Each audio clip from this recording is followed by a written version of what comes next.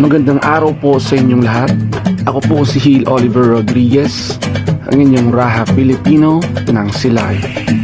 Halip po kayo at ipapasyal ko po kayo sa Dakbanwa ng Silay.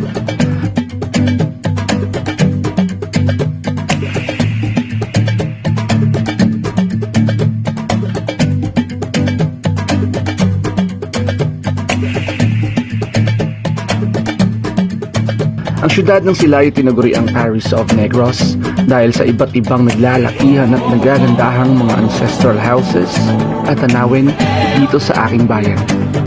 Noong unang panahon, Silay ay mayaman sa kultura at kasaysayan.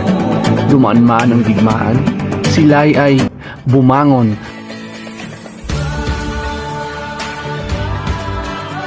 Nandyan ang simbahan ni San Diego de Alcala na naging kubilan ng mga Silayno.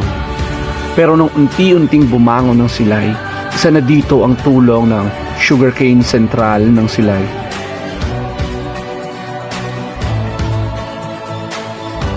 Old Pantalan na naging sentro ng kalakalan,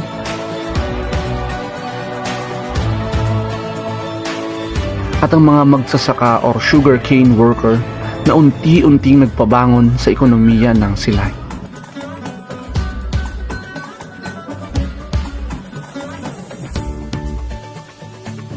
Katulad din ng mga tubo na matamis, makikita mo rin sa mga ngiti ng kabataang Silaynon ngayon.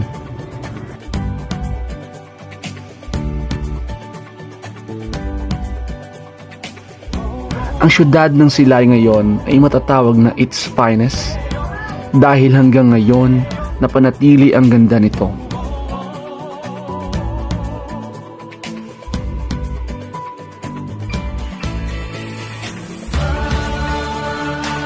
Katulad din ng aking advocacy na kung saan ang angkop sa tinatangi ng aking bayan.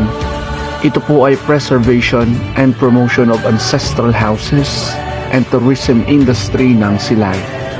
Hindi lang ang tanawin ang kailangan nating ingatan.